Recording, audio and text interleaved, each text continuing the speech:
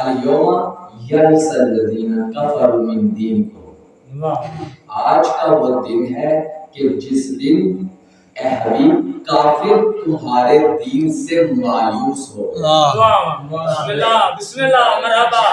یہ مدینہ میں نازل ہوئے، یہ مدنی صورتوں میں ہے، بسم اللہ، یہ مدنی صورتوں میں ہے۔ بھائی اللہ کی توحید کا حکم آیا، کافر مایوس نہیں ہوا۔ اس رسول کی رسالت کا حکم آیا، کافر مایوس نہیں ہوا۔ نماز کا حکم آیا، کافر مایوس نہیں ہوا۔ زکات، حج، تمام احکام اسلامی آئے، کافر مایوس نہیں ہوا۔ وجہ کیا تھی؟ تو یہ دیکھیں، اسلام ایک ایسا دین تھا جو دین مضبوط تھا، اور رسول اللہ کے اخلاق سے یہ دین پہنچا۔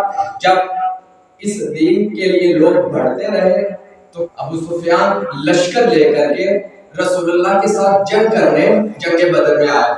313 مسلمان تھے، 313 مسلمانوں کے مقابلے میں مشرکین مکہ کا ہزاروں کا لشکر تھا۔ اللہ نے مسلمانوں کو کامیابی دی۔ خندق میں آئے، اللہ سبحانہ و تعالیٰ نے مسلمانوں کو کامیابی دی۔ اب جنگیں ہوتی رہی، جدال بھی ہوتا رہا، سازشیں بھی ہوتی رہی، اسلام کے لیے کوئی بھی چیز خطرناک ثابت نہ ہو، کوئی بھی چیز اسلام کے لیے مشکل کو ایجاد نہ کر سکے۔ توجہ فرمائیے گا، کافر کرے تو کیا کرے؟ تو انہوں نے وہی کیا جو ہر زمانے کا کافر منافق کرتا ہے۔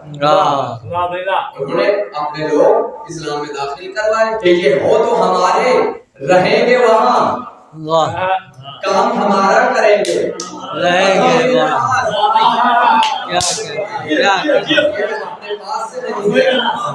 اگر سارے مومن ہوتے تو اللہ سبحانہ و تعالیٰ سورہ منافقین نازل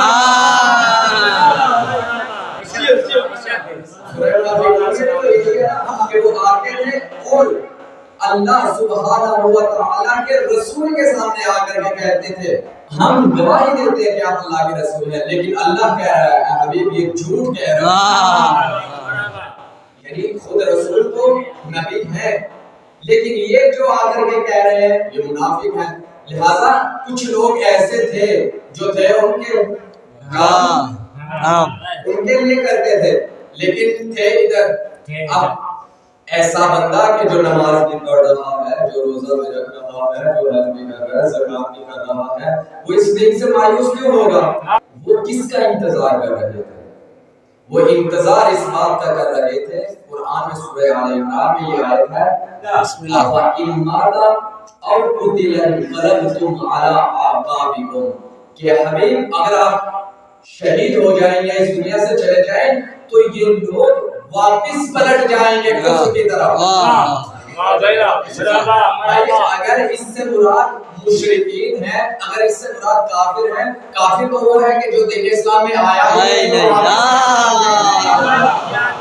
واپس وہ پلٹا ہے جو آئے گا۔ اور اللہ سبحانہ و تعالیٰ کہہ رہا ہے اے حبیب أَفَإِن مَاتَ أَوْ قُتِلَ انقلبتم عَلَىٰ أَعْقَابِكُمْ کہ ان کی حالت یہ ہے کہ اگر آپ اس دنیا سے جائیں گے تو یہ واپس پلٹ جائیں گے، کیونکہ یہ تو مانے ہی نہیں رکھتا کہ اگر کوئی شخص خود آیا ہی نہیں ادھر اور واپس وہ پلٹے گا کہ جو اندر نفاق لیے ہے، نماز رہا ہے لیکن دشمنی بھی رسول سے کر رہا ہے، دین سے دشمنی کر رہا ہے، پڑھ حج رہا ہے، دے زکات رہا ہے، لیکن اس بات کا انتظار کر رہا ہے کہ کب رسول جائے اور ہم واپس پلٹیں اور اس دین کو ہم مس کر کے واپس پلٹا دیں۔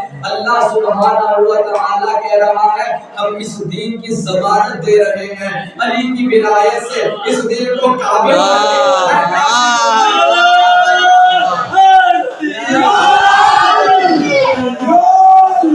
وہ کہتے ہیں رسول کا تو وارث ہی ہوں، کیا کریں گے؟